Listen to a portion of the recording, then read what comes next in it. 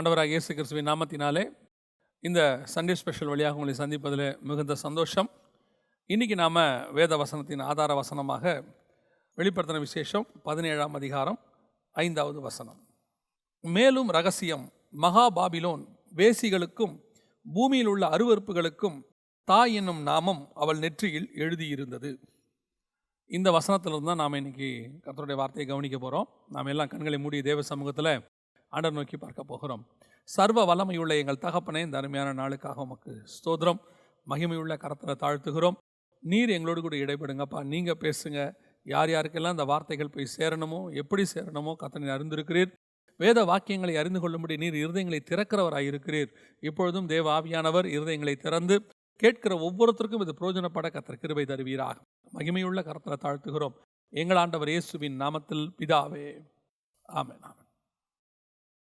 வெளிப்படுத்தின விசேஷம் 17ஆம் அதிகாரம் 5வது வசனத்தில் மேலும் ரகசியம் மகா பாபிலோன் என்று கொடுக்கப்பட்டிருக்கு. இந்த மகா பாபிலோன் ரகசியத்தை பற்றி நிறைய விஷயங்கள் நம்ம பேசியிருக்கிறோம். இந்த பாபிலோனுடைய ஸ்பிரிட் எப்படி கிரியை செய்கிறது என்பதை குறித்து பல விஷயங்கள் நம்ம பேசியிருக்கிறோம். அதாவது இந்த பாபிலோனுடைய ஸ்பிரிட் எங்கே ஆரம்பிக்குது அப்படின்னு கேட்டிங்கன்னு சொன்னால் 10ஆம் அதிகாரம் ஆதியாகமத்தின் புஸ்தகத்தில் ஆரம்பிக்கிறது. அதாவது ஏதேனில் இருந்ததான ஆதாமையும் ஏவாளையும் வஞ்சித்து பிசாசு வெளியே கூட்டிகிட்டு வந்துட்டு பாபேலில் தான் அவனோட ஹெட் குவார்ட்டர்ஸை அவன் ஸ்தாபிக்கிறான். ஸோ அது வரைக்கும் இடைப்பட்ட அந்த காலங்கள் பார்த்திங்கன்னு சொன்னால் ஏறக்குறைய ஒரு 2000 வருஷத்துக்கிட்ட. ஏன்னா அதுக்கப்புறம் தான் ஆபிரகாம் வராரு. அது வரைக்கும் பார்த்திங்கன்னா நோவோட ஜலப்பிரளயம் வரைக்கும் ஒரு 1600 1700 வருஷம்னு கணக்கிடுறாங்க. ஸோ இது எல்லாமே பிசாசுடைய கண்ட்ரோலுக்கு கீழே பூமி இருக்குது. பூமியானது சீர்கெட்டதாக இருந்தது, கொடுமையினால் நிறைந்திருந்தது. கர்த்தர் அதை அழித்தார். அதற்கு பிறகு நோவா அவன் பசங்க, அதில் காம் தகப்பனுக்கு விரோதமாக சில காரியங்கள் செய்யும்போது அந்த சந்ததி சபிக்கப்படுகிறது. சபிக்கப்பட்ட சந்ததியாக அதில் கானானியர்கள் வருகிறார்கள். கானானியர்கள் வம்சத்திலும் இந்த யாபேத்துடைய வம்சத்திலும் அநேகர் தேவனுக்கு விரோதமாய் மாறுகிறார்கள். அதில் மிக முக்கியமான ஒரு நபர் தான் நிம்ரோத். இந்த நிம்ரோத் போய் கட்டின இடம்தான் பாபேல். அந்த பாபேல் தான் பிசாசுகளுடைய கூடாரமாக இருக்கிறது. சகல அருவருப்புகளுக்கும் வேசித்தனங்களுக்கும் தாய் அப்படின்னு சொல்லி வெளிப்படுத்தல் 17:5 சொல்லப்படுது. இந்த பாபிலோனிய ஸ்பிரிட் ஒவ்வொரு காலகட்டத்தில் ஒவ்வொருத்தர்கிட்ட கிரியை செய்யும். இந்த பாபிலோனில் இருந்த ஸ்பிரிட்டில் மிக முக்கியமானது அப்படின்னு பார்த்தீங்கன்னா நிம்ரோத்துடைய மனைவி செமிராமிஸோடைய பையன் தம்மூஸ். இவர்களை பற்றின குறிப்புகள் எல்லாம் நமக்கு பைபிளில் இருக்குது. இதை பற்றி நிறைய நம்ம பார்த்துருக்குறோம். ஆனால் இந்த வாட்டி எனக்கு ஒரு ஜெபத்தில் இருக்கும்போது உணர்த்தப்பட்ட ஒரு காரியத்தை தான் நான் உங்களுக்கு பகிர்ந்து கொள்ள விரும்புகிறேன். என்ன அப்படின்னு கேட்டிங்கன்னா, இந்த பாபேல் கோபுரத்தை முதலாக அவர்கள் கட்டுகிறார்கள். கட்டும்போது அவர்களுக்குள்ளே இருக்கக்கூடிய மிக முக்கியமான ஒரு சுபாவம், பிசாசு ஏற்படுத்தினதான ஒரு சுபாவம் என்ன அப்படின்றதான் பார்க்குறோம். அந்த சுபாவம் தான் அந்த பாபிலோனிய ஸ்பிரிட் இன்றைக்கி நம்ம எல்லாருக்குள்ளேயும் அநேகருக்குள்ளே அப்படிப்பட்டதான ஒரு எண்ணத்தை உருவாக்குகிறது. அதற்கு இடம் கொடுக்கிறவர்கள் அந்த பாபிலோனிய ஆவிக்கு இடம் கொடுக்கிறார்கள். அப்புறம் அந்த பாபிலோனிய ஆவியின் கண்ட்ரோலுக்கு அவங்க போய் விடுகிறார்கள்னு பார்க்குறோம். இப்போ அந்த பாபிலோனிய ஸ்பிரிட் அப்படின்னு சொல்லக்கூடியதனுடைய சுபாவத்தினுடைய மிக முக்கியமானது, பேசிக் அடிப்படை என்ன அப்படின்னு பார்த்தீங்கன்னா, ஆதியாகமத்தின் புஸ்தகம் 11ஆம் அதிகாரம் 4வது வசனத்தில், பின்னும் அவர்கள் நாம் பூமி எங்கும் சிதறி போகாதபடிக்கு நமக்கு ஒரு நகரத்தையும் வானத்தை அலாவும் சிகரமுள்ள ஒரு கோபுரத்தையும் கட்டி நமக்கு பேர் உண்டாக பண்ணுவோம் வாருங்கள் என்று சொல்லி கொண்டார்கள் அப்படின்னு இருக்கு. இப்போ இந்த 4வது வசனத்தில் சொல்லப்படுற மிக முக்கியமான விஷயம் இன்னும் நிறைய இருக்குது. இந்த இடத்துல அவங்க செய்யக்கூடிய சில காரியங்கள் எல்லாமே இங்கே இருக்கிறது. ஆனால் அது எல்லாத்த விட இந்த 4வது வசனத்தில் மிக முக்கியமான சில விஷயங்கள் சொல்லப்படுது. அதுதான் இன்றைக்கும் திருச்சபைக்கு அச்சுறுத்தலாக இருக்கக்கூடியதான ஒரு காரியம். அது அடிப்படையில் கிரியை செய்கிறத பார்க்க முடியுது. அதனால தான் இதை நம்ம இன்றைக்கி ஆராய்ந்து பார்க்குறோம். இப்படிப்பட்ட சுபாவங்கள் நமக்குள்ளே வரக்கூடாதுன்னு பார்க்குறோம். 4வது வசனத்தில் இருக்குது, பின்னும் அவர்கள் நாம் பூமி எங்கும் சிதறி போகாதபடிக்கு அப்படின்னு இருக்கு. பூமி எங்கும் சிதறி போகாதபடிக்கு நாம் ஒரு இடத்துல கூடியிருப்போம் அப்படின்னு சொல்லி அவங்க டிசைட் பண்ணுறாங்க. இந்த டிசிஷன் தப்பா அப்படின்னு கேட்டிங்கன்னு சொன்னால், இன்றைக்கி உலக பிரகாரமாக நான் எப்பவும் சொல்லுவேன், ஒரு விஷயத்தை நாம் ரொம்ப கரெக்டாக புரிஞ்சுக்கணும். ஹெவன்லி கவர்மெண்ட் ரூல் அப்படின்னு ஒன்று இருக்குது, கிங்டம் ரூல். அதாவது ராஜ்ய பாரம். அவர் ராஜாவாக இருக்கிறார், நம்முடைய ஆண்டவர் ராஜா. இந்த கிங்டம் ரூலுக்கும் இந்த பூமியில் இருக்கக்கூடிய ரூலுக்கும் ஆப்போசிட்டாகவே தான் எப்பவுமே இருக்கும். ஏன் அப்படின்னு கேட்டிங்கன்னா, இந்த கிங்டம் ரூல் என்பது, ராஜாவுடைய ஆளுகை என்பது வித்தியாசமான சட்டத்திட்டங்களை உடையது. டெமோக்ரஸி என்பது ஜனநாயகம், இப்போ நாம் இருக்கிறது ஜனநாயகம் என்பது வித்தியாசமானது. இன்னும் சொல்ல போனால் தேவனுடைய திட்டத்துக்கு விரோதமாக மனிதனை செயல்பட வைக்கிறது தான் பிசாசினுடைய திட்டம். இப்போ தேவன் பூமிக்கு ராஜாவாக இருந்தார், வானத்துக்கும் பூமிக்கும் அவர் தான் ராஜாவாக இருந்தார். அப்போ அவருடைய ரெப்ரசன்டேட்டிவாக ஆண்டவர் வந்து ஆதாம் கையில் கொடுத்து ஆண்டு கொள்ளுங்கள்னு சொல்கிறார். இப்போ அந்த ஆளுகையை பிசாசு தந்திரமாக வாங்கிட்டான்.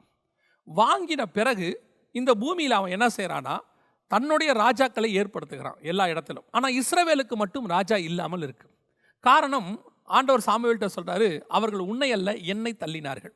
கர்த்தர் தான் அவங்களுக்கு ராஜாவாக இருக்கார். ஹெவனுக்கும் அவர் தான் ராஜா, இஸ்ரவேலுக்கும் அவர் தான் ராஜா. இப்போ இஸ்ரவேலர்களை தூண்டி விடுறான் பிசாசு, எங்களுக்கு ஒரு ராஜா வேண்டும். இது என்ன மெத்தடு? Worldly method. உலகத்தில் இருக்கிறவங்களாம் தங்களுக்கு ஒரு ராஜாவை அவங்க ஏற்படுத்துகிற மாதிரி, ஒரு கோத்திரத்துலேருந்து யாரோ ஒருல ஏற்படுத்துகிற மாதிரி எங்களுக்கு ஒரு ராஜா வேணும்னு கேட்குறோம். இது ஃபஸ்ட்டு ஸ்டெப். இப்போ கர்த்தர் வந்து ஜனங்களே கேட்ட பிறகு சரின்னு விட்டு கொடுத்துட்டார். அதற்கு பிறகு இந்த ராஜாவை தேர்ந்தெடுக்கிற அதிகாரம் யார் கையில் இருக்குது அப்படின்னு கேட்டிங்கன்னா தேவன் கையில் இருந்துச்சு. அவர் தான் ஃபஸ்ட்டு சவுலை தேர்ந்தெடுக்கிறாரு. அப்புறமா பார்த்தீங்கன்னு சொன்னால் தாவீதை தேர்ந்தெடுக்கிறார். இப்போ இதற்கு விரோதமாக பின்னாட்களில் புரட்சிகள்லாம் ஏற்பட்டு தேவன் தேர்ந்தெடுக்கக்கூடாது, எங்கள் ராஜாவை நாங்களே தேர்ந்தெடுக்கணும், அப்படி வந்தது தான் இந்த டெமோக்ரஸி, இந்த மாதிரி காரியங்கள்லாம். இன்றைக்கி உலகத்துக்கு இதுதான் கரெக்ட். அவங்க அப்படி தான் அந்த முடிவு எடுத்து வச்சுருக்கிறாங்க. ராஜ்யபாரம் தப்பு அப்படிங்கிறத வந்து ஒரு காலகட்டத்தில், இன்னும் சொல்ல போனால் உலகம் உண்டாகி இந்த 6000 வருஷத்தில், ஏறக்குறைய 6000 வருஷத்தில் கிட்டத்தட்ட 5600 வருஷம், கிட்டத்தட்ட 5500 வருஷத்துக்கு மேலேன்னு வச்சுக்கோங்களேன், இது வரைக்கும் ராஜ்யபாரம் தான் இருக்குது. இந்த கடைசி 100, 150, 200 வருஷமாக தான் ராஜ்யபாரங்கள் ஒழிக்கப்பட்டு இந்த டெமோக்ரஸி, டிக்டேட்டர்ஷிப்பு, நம்ம என்னென்ன சொல்கிறோமோ எல்லாமே கொண்டு வரப்பட்டது இந்த கடைசி காலத்தில் தான். அது வரைக்கும் இந்த ராஜ்யபார கான்செப்ட் தான் இருந்துச்சு. சரி, இந்த மாதிரி நிறையா இருக்குது. இப்போ நம்ம அங்கெல்லாம் போகலைன்னு வச்சுக்கோங்களேன். அதே மாதிரி தான் ஆண்டவர் சொன்ன ஒரு மிக முக்கியமான விஷயம் ஆதாம்கிட்ட சொன்னது என்ன அப்படின்னு கேட்டிங்கன்னு சொன்னால், நீங்கள் பலுகி பெருகி பூமியை நிரப்புங்கள், டோட்டல் வேர்ல்டையும் நீங்கள் போய் ஃபுல்ஃபில் பண்ணணும் அப்படின்னு. இது கர்த்தருடைய திட்டம். இப்போ இதுக்கு அகைன்ஸ்டாக பிசாசு செய்யக்கூடிய ஒரு விஷயம் என்ன அப்படின்னா, நாம் பூமி எங்கும் சிதறி போகாதபடிக்கு நம்ம ஒரே இடத்துல ஸ்டே பண்ணுவோம் அப்படின்னு சொல்கிறோம். இன்றைக்கும் நாம் ஒரு இடத்துல இருக்கக்கூடியவங்க, இந்த பூமியை நீங்கள் சேட்டிலைட்டில் பாருங்கள், நம்ம சொல்கிறபடி 70% கடல் இருக்குது, 30% லேண்ட் இருக்குது. இந்த 30% லேண்ட்லேயும் மனுஷன் ஆக்கிரமிப்பு பண்ணாத லேண்ட் எவ்வளோ இருக்குன்னு பாருங்களேன். மனுஷன் எப்போவுமே ஒரே இடத்துல கூடி கூடி கூடி கூடி அங்கேயே தான் இருக்கான். அவன் கர்த்தர் சொல்கிறார், நீ பலுகி பெருகி பூமியை நிரப்பு. இப்போ நம்ம என்ன சொல்கிறோம், 700 கோடி மக்கள் இருக்கிறோம். 700 கோடி மக்கள் இருக்கும் பொழுது ஜனத்தொகை பெருகிருச்சு, மக்கள் தொகைக்கு இருக்கணும். ஆக்சுவலாக நீங்கள் பாருங்கள், இந்த 700 கோடி மக்களும் செதறி போய் பூமி எங்கும் பரம்பி இருந்தாங்கன்னா போதுமான இடம் நமக்கு இருக்குது. ஆனால் இவங்க வாழ்வதற்கு தகுதியான இடம்னு ஒன்று உருவாக்கிக்கிட்டு அது மேலே மாடி கட்டி நம்ம இங்கே தான் இருக்கிறோம். இப்போ கவர்மெண்ட்டே என்ன செய்து நல்லா கவனிச்சிங்கன்னா, இதை எக்ஸ்பேண்ட் பண்ணுறாங்க, சிட்டியை எக்ஸ்பேண்ட் பண்ணுறாங்க, இன்னும் கொஞ்சம் வெளியே போங்க, துணை நகரம் உண்டாக்குறாங்க. இது கவர்மெண்ட்டே அதை செய்கிறாங்க. ஜனங்க அதுக்கு விருப்பப்படலை. ஜனங்க இன்னும் நெருங்கி இருக்கவே இருக்கிறாங்க, சிதறி போகாதபடிக்கு ஒரு இடத்துல இருக்கணும் அப்படின்னு. இது உலக பிரகாரமாக பாபிலோனிய மெத்தட். கர்த்தர் சொன்னது எல்லா இடத்துலையும் பரம்பி நீங்கள் நிரம்புங்க அப்படின்னு சொல்லி. இப்போ இந்த ஸ்பிரிட்டு சபைகளுக்குள்ள, கிறிஸ்தவர்களுக்குள்ள, ஆவிக்குரியவர்களுக்குள்ள எப்படி கிரியை செய்யுது அப்படின்னு சொல்லி நீங்கள் பார்த்தீங்கன்னு சொன்னால், ஒரு காலகட்டத்தில் சபையினுடைய நோக்கம் என்ன, சபை உருவாக்கப்பட்டதனுடைய நோக்கம் என்ன? இப்போ முதல் சபை அப்போஸ்தலர்களை கர்த்தர் உருவாக்குகிறார். அப்போஸ்தலர்களுக்கு கொடுக்கப்பட்டதான அசைன்மெண்ட் என்ன அப்படின்னு பார்த்தீங்கன்னு சொன்னால், நீங்கள் உலகம் எங்கும் போய், அவர் சொல்லும் போதே பாருங்களேன், எருசலேமிலும், அடுத்து யூதேயாவிலும், அடுத்து சமாரியாவிலும், அடுத்து பூமியின் கடைசி பரியந்தமும் எனக்கு சாட்சிகளாக இருப்பீர்கள். இப்போ கர்த்தருடைய நோக்கமே நீங்கள் உலகமெங்கும் போகணும் அப்படிங்கிறது தான் தேவனுடைய திட்டம். இப்போ இந்த தேவனுடைய திட்டம் இப்படி இருக்கும்போது நாம் என்ன செஞ்சோம்? இன்னும் நீங்கள் முதலாவது சபையை எடுத்துக்கொள்ளுங்க, அப்போஸ்தலர்களே எடுத்துக்கொள்ளுங்க. அவங்க என்ன செஞ்சாங்கன்னு நீங்கள் நினைக்கிறீங்க அப்படின்னு பார்த்தீங்கன்னு சொன்னால், அவங்க சொல்லக்கூடியதான ஒரு வார்த்தை அப்போஸ்தலர் நடபடிகளை நீங்கள் பாருங்கள், 5ஆம் அதிகாரத்தில் நீங்கள் வாசிக்கும் போது, அவர்கள் தங்களுக்குன்னு ஒரு கம்யூனிட்டியை ஒன்று உருவாக்கிடுறாங்க. கம்யூனிட்டின்னா தங்களுக்கு ஒரு திட்டத்தை உருவாக்கி அவங்க சிதறி போகாதபடிக்கு அவங்க சொல்லக்கூடியதான ஒரு வார்த்தையை கவனிங்க.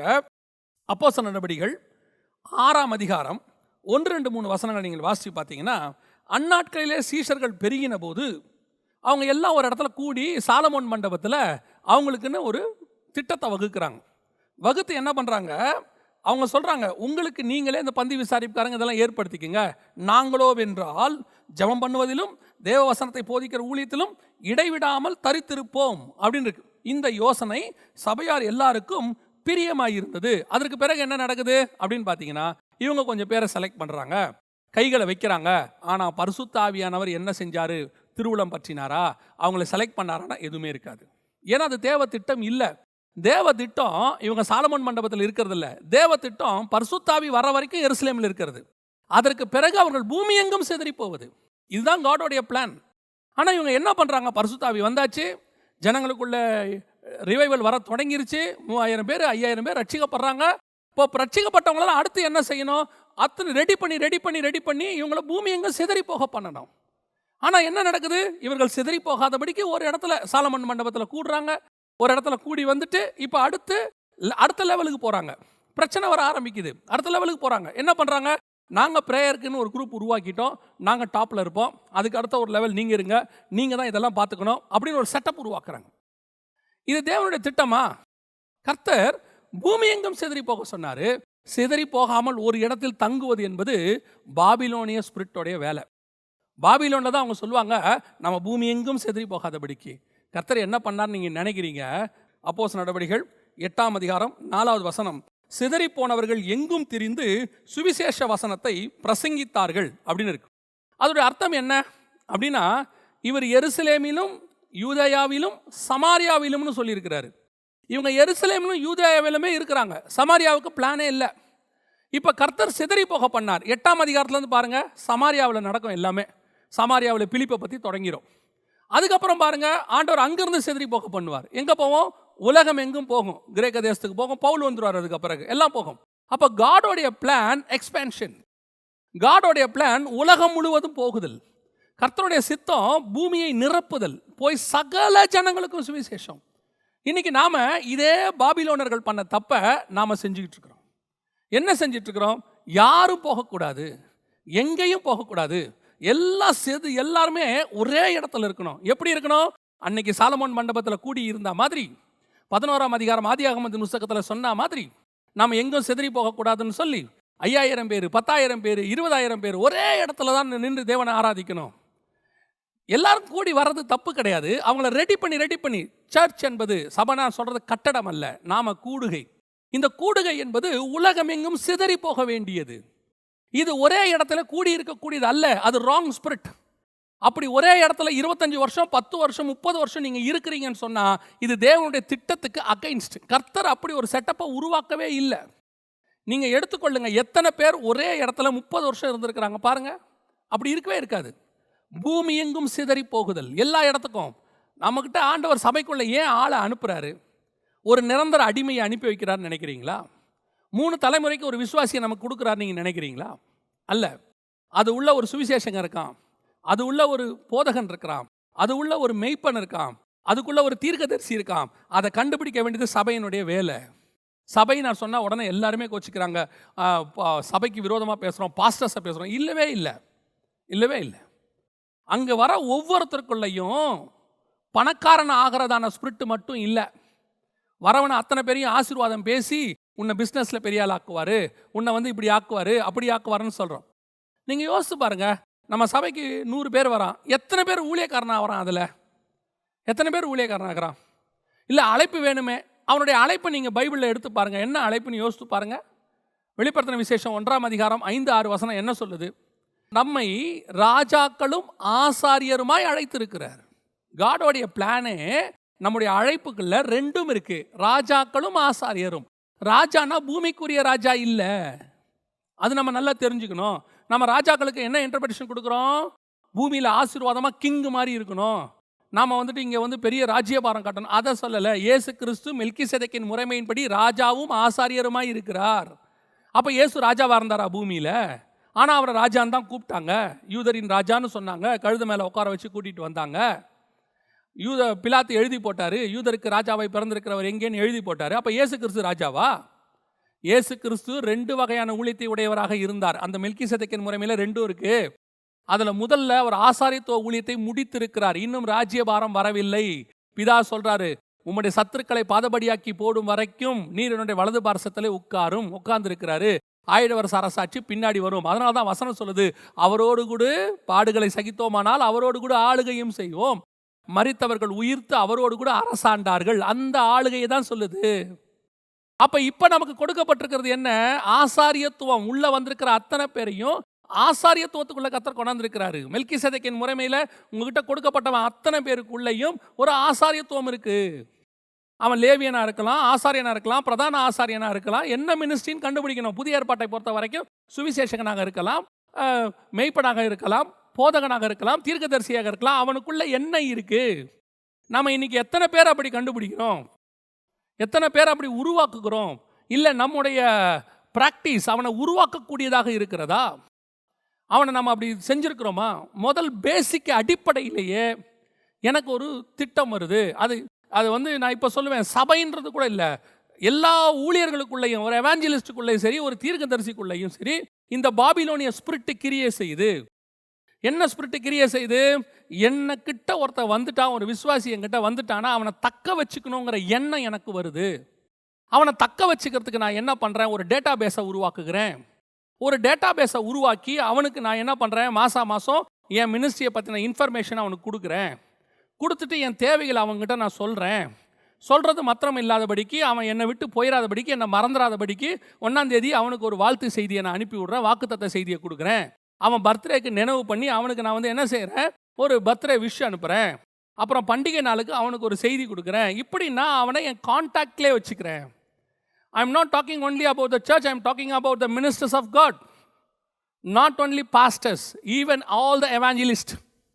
ஒரு டேட்டா பேஸை உருவாக்கி அவனை நம்மக்கிட்ட தக்க வச்சுக்கிறோம். அப்படி யார் சொன்னது?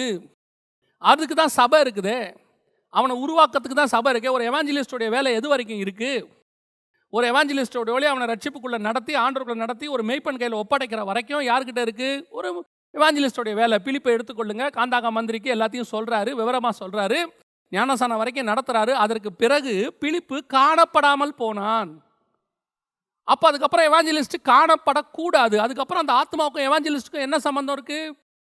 அதை அப்படியே தூக்கி ஒப்படைச்சிட்டு, மெய்ப்பன் கையில் ஒப்படைச்சிட்டு, நீங்கள் பார்த்துக்கோங்க, இனிமேட்டு உங்கள் வேலை. பேதுருவும் யோவானும் அங்கே வருகிறார்கள். பிலிப்பு என்ன செய்கிறாரு? அந்த ஆத்மாக்கள் இன்னும் பரிசுத்தாவியை பெறாது இருக்க போது அவர்கள் கையில் கொடுத்துட்டு அவர் ஒதுங்கிடுறாரு. அவ்வளோதான், எவாஞ்சலிஸ்டோடைய வேலை முடிஞ்சிருச்சு. வேலை ஓவர். இன்றைக்கி நாம் எவாஞ்சலிஸ்ட்டுகள் என்ன செய்ய நினைக்கிறோம்? நமக்கு ஒரு டேட்டா பேஸை உருவாக்க நினைக்கிறோம். நமக்கு ஒரு க்ரௌடு, நம்ம ஒரு மீட்டிங்கு, அப்புறம் வாரம் சந்திக்கிற எவாஞ்சலிஸ்ட்டு, அப்புறம் கொஞ்ச நாள் எவாஞ்சலிஸ்ட்டுக்கிட்ட வரக்கூடிய விசுவாசிலாம் சேர்ந்து என்ன சொல்லுது? எங்களுக்கு இந்த மாதிரி சத்தியத்தை எங்கள் சபையில் கூட கொடுக்கறதில்ல, எங்கள் பாஸ்டர் கூட கொடுக்கறதில்ல, நீங்களே ஏன் ஒரு சர்ச்சை ஆரம்பிக்கக்கூடாது? ஆரம்பிக்கும் போது எவாஞ்சலிஸ்ட் ஆரம்பிக்கிறவர் அப்புறம் வந்து பாஸ்டர் ஆகி, ரெவரண்ட் ஆகி, அப்புறம் பிஷப் ஆகி, அழைத்த அழைப்பும் கிருபா வரவங்களும் மாறாதவைகள்னு இருக்கும்போது இது எப்படி மாறுது? என்ன? சிதறி போகக்கூடாது, எல்லாம் எங்கிட்ட இருக்கணும், வச்சுக்கணும். விசுவாசி அப்படியே, அதுவும் நல்ல பிஸ்னஸ் மேன் கொடுக்குற விசுவாசியாக இருந்தால் அவனை ஸ்பிரிச்சுவல் ஸ்டாண்டர்ட்லேயே வளர விடாமல் பிஸ்னஸ் ஸ்டாண்டர்டில் வளர வைக்கிறது. கர்த்தர் ஒன்று ஆசீர்வதிப்பார். உபாகம் 1:11 படி அப்படி ஆக்குவார், இதன்படி இப்படி ஆக்குவார். அவனை இன்னும் பிஸ்னஸ் பெருகும். எப்போ அவன் ஆவிக்குரிய வாழ்க்கையில் பெருகுவான்? அவன் பணக்காரனா சாவறதுக்கு அவன் கையில் வந்தான். பணக்காரனா சாவறதுக்கு இங்கே வரத்துக்கு அவன் உலக பிரகாரமாக இருக்கக்கூடிய மிகப்பெரிய பணக்காரர்கள் கையில் கர்த்தர் ஒப்படைச்சிருப்பார். ஒரு போதகர் கையிலையோ எவாஞ்சலிஸ்ட் கையிலையோ ஒருத்தன் வரானா எதற்காக வரான்? அவன் பணக்காரனாக சாவதற்கு வரவில்லை, ஆவிக்குரியவனாக, சீஷனாக. ஒரு சபையினுடைய பொறுப்பு என்ன? வரக்கூடியவனை அப்படியே ஒரு விசுவாசியை மாற்றி, விசுவாசி சீஷனாகி, சீஷன் ஊழியக்காரனாகி வெளியே போய் சிதறி போய் பலிக்கு பெருகணும்.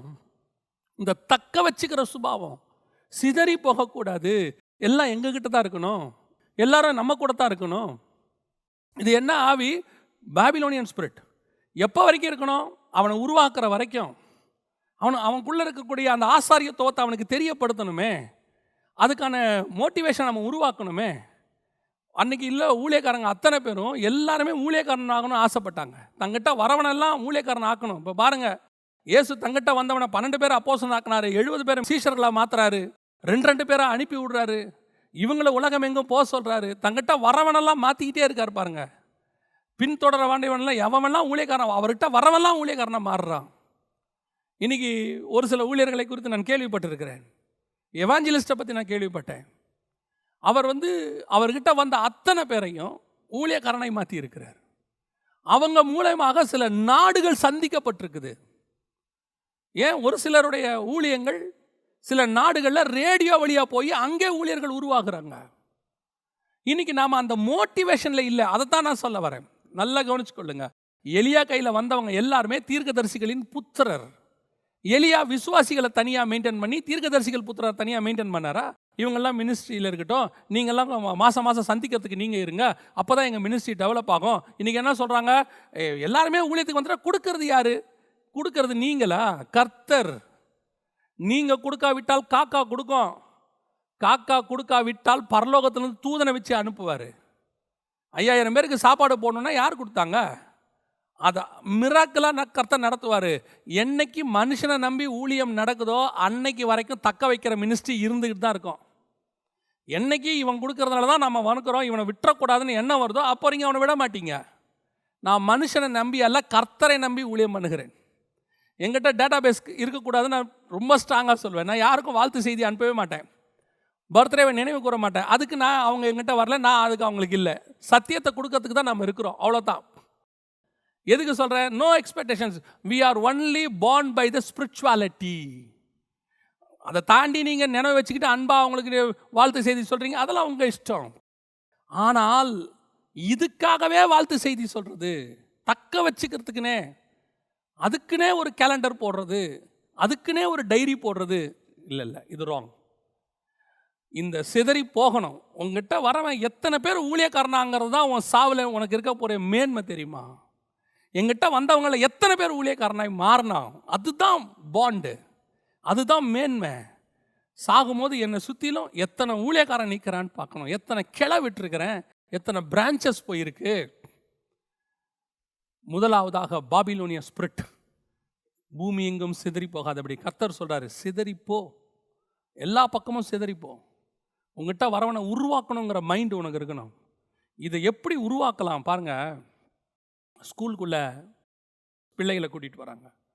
அங்கே வர பிள்ளைகளில் என்றைக்காவது அந்த டீச்சர்ஸ் நினைப்பாங்களா, இதில் ஒரு 50% மூட்டை தூக்க போக்கும், 50% சாதாரண ஒரு வேலை பார்க்க போகுது, இது ஒரு 2 தான் இன்ஜினியர் ஆகும், 1 தான் டாக்டர் ஆகும்னு இல்லை.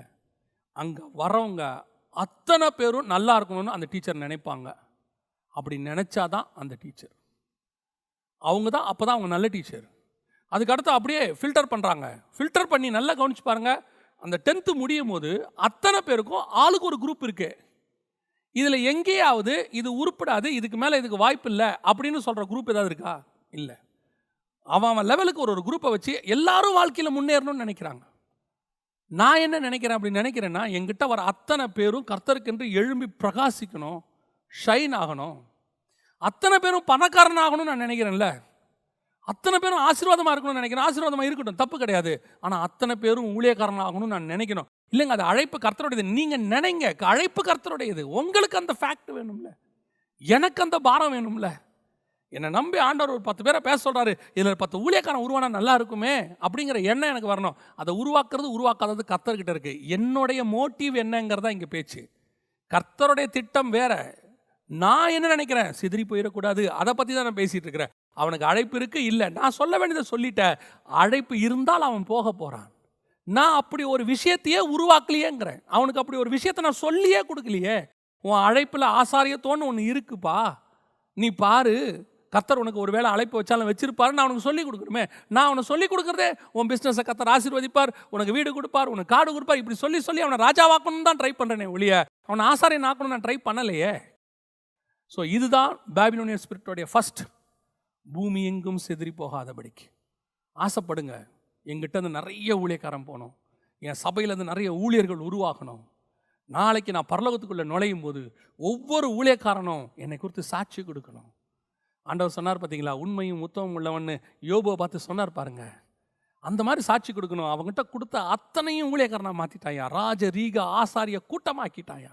அவன் தான் உண்மையும் உத்தமம் உள்ள ஊழியக்காரன். இது முதலாவது பாபிலோனிய ஸ்பிரிட். ரெண்டாவது, அதே 4வது வசனம் சொல்லுது, நமக்கு ஒரு நகரத்தையும் வானத்தை அளாவும் சிகரமுள்ள ஒரு கோபுரத்தையும் கட்டி. இதுக்கு பின்னாடி ஆக்சுவலி ஸ்பிரிச்சுவல் காரணம் ஒன்று இருக்குது. ஏன் இவங்க கட்டினாங்க அப்படிங்கிறதுக்கு ஒரு ஸ்பிரிச்சுவல் காரணம் ஒன்று இருக்குது. என்ன அப்படின்னு சொல்லி நீங்கள் பார்த்தீங்கன்னா, இப்போது கர்த்தர் ஒரு நகரத்தை உண்டாக்கணும்னு ஒரு பிளானில் வச்சுருக்கிறார். என்ன நகரம்? புதிய எருசலேம். ஒருவேளை நீங்கள் கேட்கலாம், நான் இதுக்கு ஏற்கனவே விளக்கமும் கொடுத்துருக்கிறேன். புதிய எருசலேமை பற்றி புதிய ஏற்பாட்டில் தானே இருக்குது, வெளிப்படுத்தின விசேஷம் தானே இருக்குது, அதை பற்றி எப்படி இங்கே பிளானு அப்படின்னு கேட்டிங்கன்னா, எபிரேயருக்கு நிருபம் 11ஆம் அதிகாரத்தில் 3வது வசனத்திலேருந்து நீங்கள் வாசிக்கும் பொழுது ஆபேலில் ஆரம்பித்து 16வது வசனம் வரைக்கும் ஒருத்தரையாக சொல்லிக்கிட்டே வருவார். ஆபேலு, நோவா, அப்புறம் ஆபிரகாமு, ஈசாக்கு, யாக்கோப் எல்லாம் சொல்லிட்டு இவர்கள் தேவன் தாமே கட்டி உண்டாக்கின அஸ்திபாரமுள்ள நகரங்களுக்கு காத்திருந்தார்கள்னு இருக்கு. அவங்களுக்குள்ள அப்பவே என்ன இருக்கு? ஒரு விஷன் இருக்கு. என்ன விஷன்? கர்த்தர் நமக்கு ஒரு நகரத்தை ஆயத்தம் பண்ணிட்டு இருக்கிறாருன்னு ஒரு விஷன் இருக்கு. அந்த இடத்துல நீங்க எபிரேயர் 11 வாசிக்க முடியும். தேவன் தாமே கட்டி உண்டாக்கின அஸ்திபாரமுள்ள நகரங்களுக்கு அவர்கள் காத்திருந்தார்கள். அஸ்திபாரமுள்ள நகரம் எதுன்னு கேட்டீங்கன்னா புதிய எருசலேம். வெளிப்படுத்தின விசேஷம் 21ஆம் அதிகாரத்தில் 13, 14வது வசனத்தில் வாசிங்கன்னா அந்த நகரத்திற்கு அஸ்திவார கற்கள் 12 இருந்தன அப்படின்னு இருக்கும். இப்போ நம்ம பூமி அஸ்திவாரம் இல்லாத நகரம், அது அஸ்திவாரம் உள்ள நகரம். ஸோ இப்போ அதை பற்றி தான் அங்கே ஆண்டவர் சொல்கிறார். அப்போ அவங்களுக்கு அந்த விஷன் இருக்குது. இந்த விஷன் அவங்களுக்குள்ளே வந்த உடனே இந்த விஷனுக்கு ஆப்போசிட்டாக ஆல்டர்னேட்டாக ஒரு விஷனை வந்து பிசாசு எப்பயுமே உருவாக்குவான். அவங்களுக்கு தெரியும், கர்த்தர் ஒன்று உண்டாக்குனா அதுக்கு டூப்ளிகேட்டாக பிசாசு உருவாக்குவான்.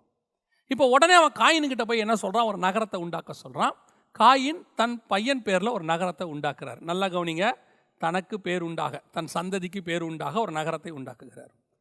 இப்போ இதில் பலுகி பெருகி அந்த நகரம் தான் வந்து மிகப்பெரியதான அழிவுக்கு காரணமாக இருந்தது, காயினுடைய நகரம். ஏன்? ஜனங்கள் சீர்கேடாக இருந்தார்கள், பூமியெல்லாம் கெட்டு போச்சு. எங்கத்தினால? இதனால். அதே நேரத்தில் நோவாவுடைய சந்ததியில், அதுக்கு முன்னாடி உள்ள சேத்துடைய சந்ததியில் வந்தவங்க கர்த்தரை தொழுது கொண்டார்கள்னு இருக்கு. ஸோ பூமி சீர்கேடாக மாறினதுக்கு இந்த நகரத்தில் உள்ளவங்க தான் காரணம். அப்போ இந்த நகரத்தில் உள்ளவங்கள மொத்தத்தையும் கர்த்தர் அழிக்க சித்தம் கொண்டார். இது நடந்தது வந்து நோவா காலத்தில். இப்போ அடுத்து பிசாசு என்ன பண்ணுறான்? ஜனங்களை வச்சு அடுத்த நகரத்தை உண்டாக்குகிறான். அதுதான் பாபேல். இந்த இடத்துல நமக்கு ஒரு நகரத்தை, அதாவது பிசாசு எப்பவுமே என்ன பண்ணுவான்னா, கர்த்தருக்கு ஆண்டவர் நம்மளை குறித்து ஒன்று செய்யணும்னு வச்சுருந்தார்னா அதுக்கு ஆல்டர்னேட்டாக ஒன்று உருவாக்குவான். ஸோ இந்த நகரத்தினுடைய கான்செப்டுங்கிறது ரொம்ப பெருசு. அது அங்கேருந்து புதிய எருசலேம் வெளிப்படுத்தின விசேஷம் வரைக்கும். இப்போ நம்ம அதை அங்கே போகலைன்னு வச்சுக்கோங்களேன். இப்போ இந்த நகரம் இருக்குது பாருங்களேன், சிட்டி, இது அவன் உண்டாக்குனது. இந்த சிட்டியை, கர்த்தருக்கு ஒரு சிட்டி இருக்குது நியூ ஜெருசலேம், அதுக்கு ஆல்டர்னேட்டாக தான் இவன் உருவாக்குறான். இந்த இடத்துல கர்த்தர் உங்களுக்கு ஒரு பிளான் வச்சுருக்கும் போது அதுக்கு ஆல்டர்னேட்டாக உங்களுக்கு ஒரு பிளானை பிசாசு சொல்லி கொடுப்பான். அது எப்படி இருக்குன்னு கேட்டிங்கன்னா, புதிய எருசலேம் கர்த்தருடைய நாம மகிமைக்குன்னு வரும், இது நமக்கு பேர் உண்டாக்கும்படி வரும். அது வரப்போறது மகிமையானது, ஸ்பிரிச்சுவல், இது ஃபிசிக்கல்.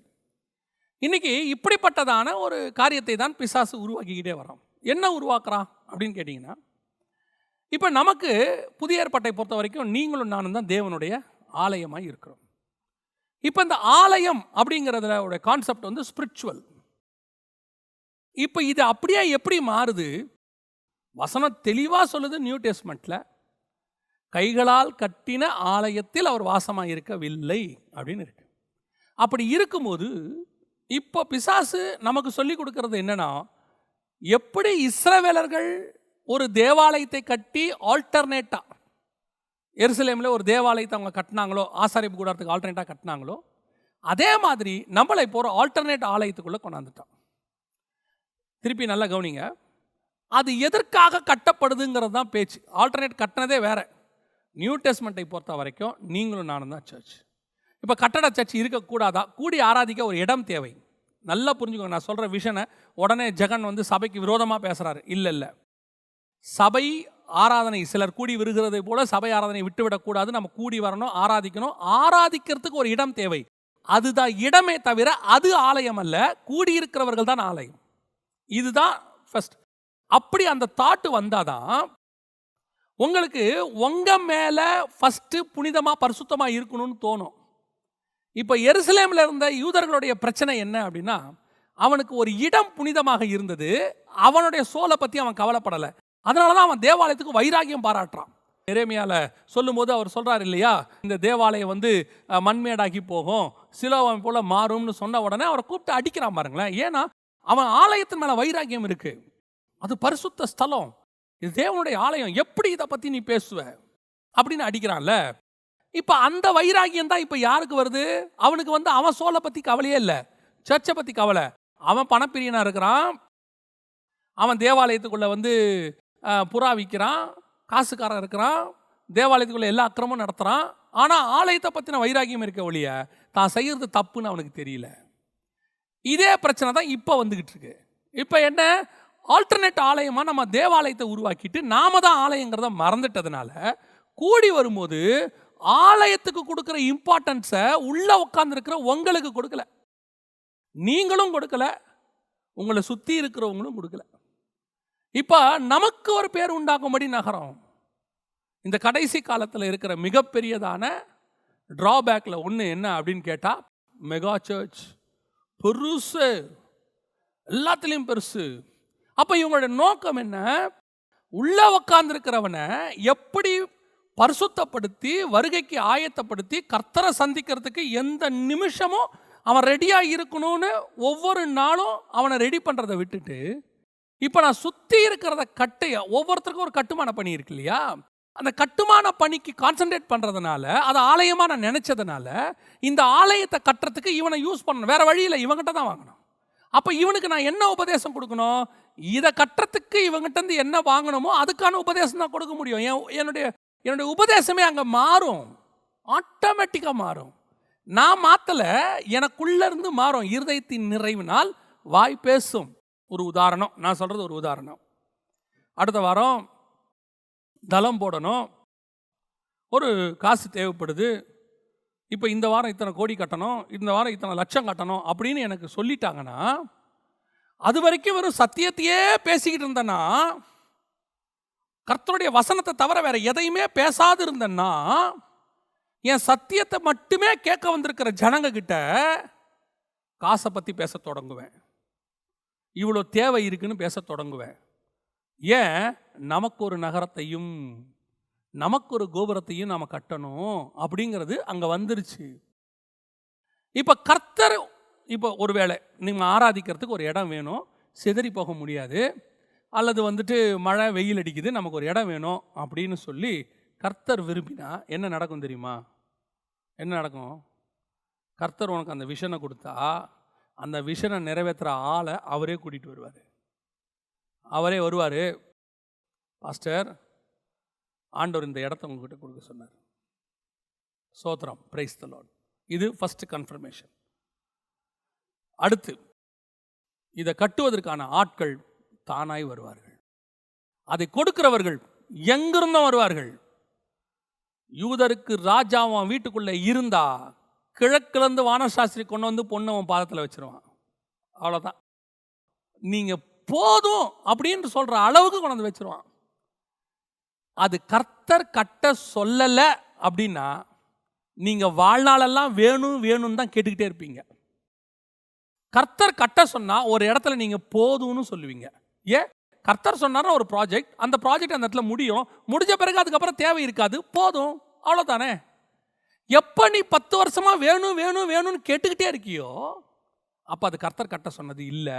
கர்த்தர் இப்படி கட்ட சொல்ல மாட்டார், அதுக்குரிய ஆளை அவரே அனுப்புவார், அதுக்கு பிளான் போடுறவனை அனுப்புவார், சித்திர வேலை செய்கிறவனை அனுப்புவார், ஞான இருதயம் உள்ளவனை அனுப்புவார், யூகித்து செய்கிறவனை அனுப்புவார், எல்லாம் வந்து செஞ்சு கொடுப்பாரு. நம்ம வேலை சூப்பர்வைஸ் பண்ணுறது மட்டும் இருக்கும். If God have a plan on you. இப்போ நான் எனக்கு ஒரு நகரத்தை உண்டாக்க விரும்புகிறேன், எனக்கு பேர் உண்டாக்க. இந்த தமிழ்நாட்டிலேயே பெரிய சர்ச் இருந்து எனக்கு ஆல் ஓவர் த வேர்ல்டு எல்லா சிட்டிலையும் ஆஃபீஸ் இருக்கணும், எனக்கு எந்த ஸ்டேட்டில் இறங்கினாலும் அங்கே ஒரு வீடு இருக்கணும், இருக்கு.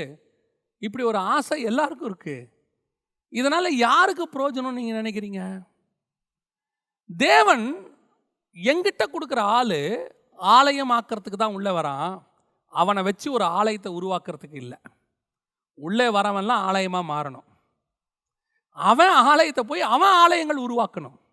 நான் இப்போ எந்த மோட்டிவில் இருக்கேன், இப்போ ஆட்டோமேட்டிக்காக என்னுடைய மெசேஜே மாறும். அப்போ அவன் எதுக்கு வந்தான்? ஆத்ம பசிக்கு வந்தான். இப்போ நான் அவனை எப்படி பயன்படுத்துகிறேன்? ஒரு ஏடிஎம் மிஷினாக பயன்படுத்துகிறேன். ஆட்டோமேட்டிக்காக ஏடிஎம் மிஷினாக பயன்படுத்துங்க, வாங்குங்க, அது வேறு விஷயம். ஆட்டோமேட்டிக்காக அவன் ஆத்மாவுக்கு தேவையான அந்த சாப்பாடு அந்த 45 நிமிஷத்தில் அவனுக்கு கிடைக்காம போயிடுச்சு. இப்போ சில நேரத்தில் நீங்கள் சாப்பிடாம போனீங்கன்னு வச்சுக்கோங்களேன், யாருக்கும் தெரியாது. ஒரு வேளை நீங்கள் சாப்பிடலைன்னா யாருக்கும் தெரியாது. தாய் மட்டும் கண்டுபிடிச்சிருவாங்க, அது வேறு விஷயம். மற்ற யாருக்கும் அது தெரியாது. அப்படி நீங்கள் போவீங்க, ஒரு தண்ணி கிண்ணி குடிச்சிட்டு அப்படி போவீங்க.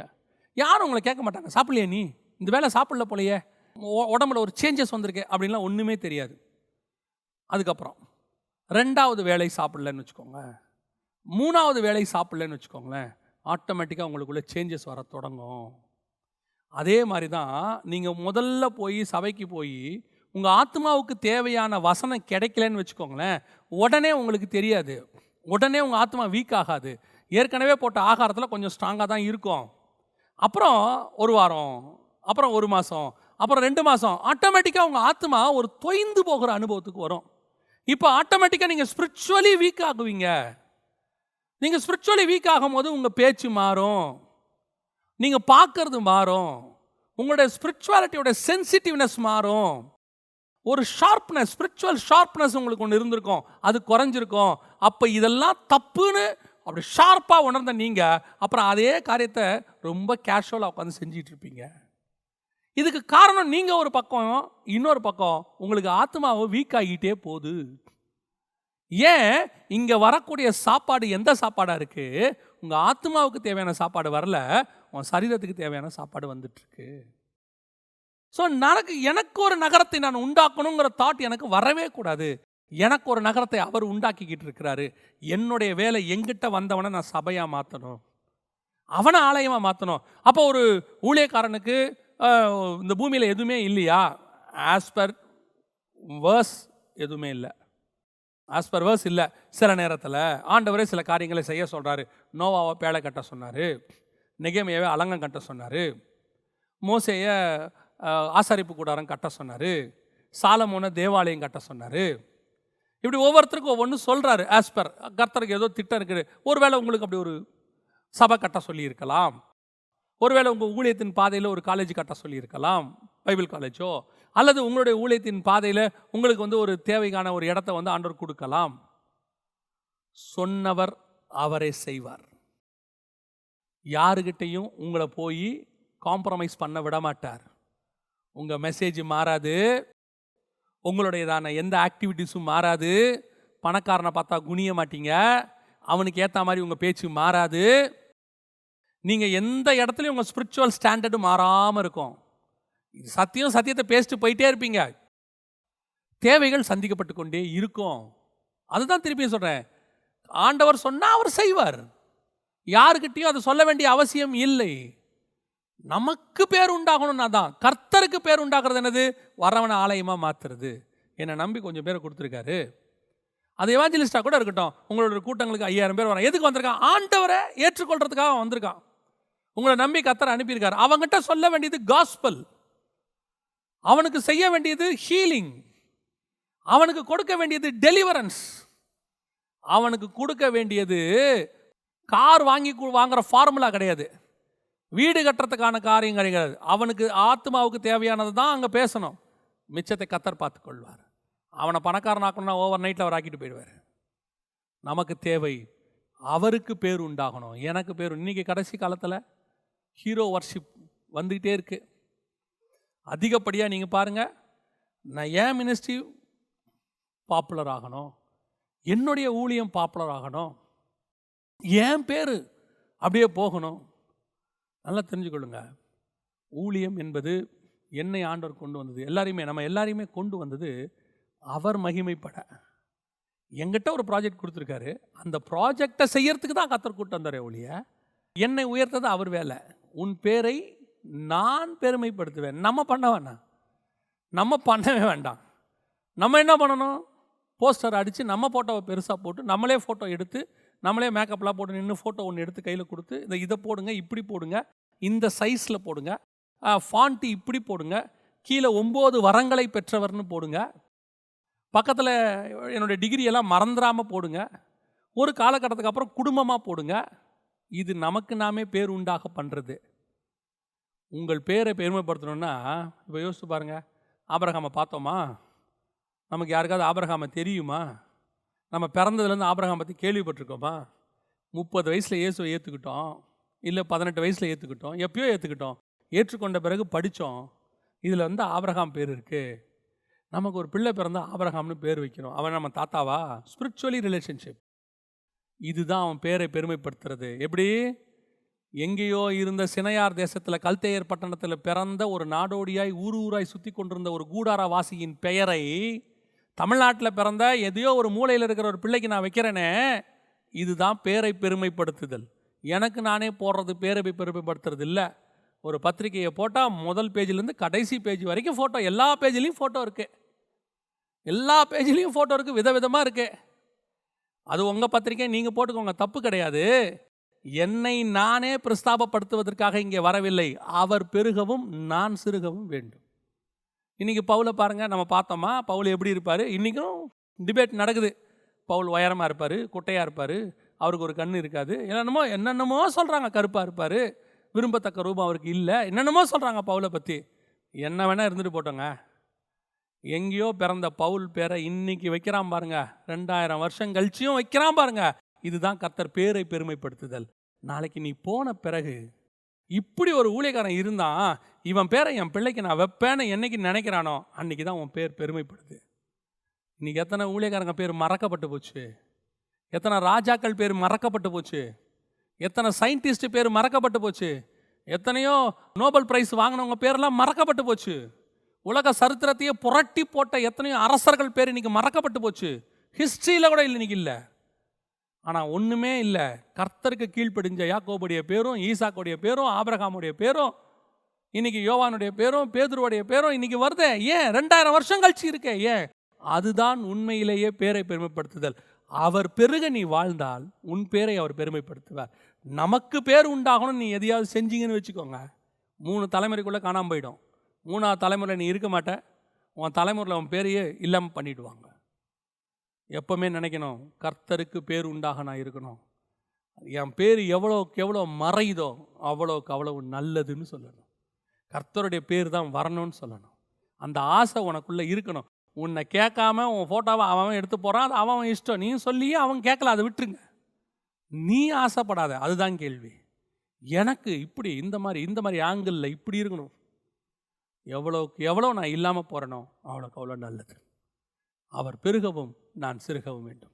இந்த பாபிலோனிய ஸ்பிரிட், முதலாவது கர்த்தருடைய திட்டம் உலகமெங்கும் சிதறி போகுதல்.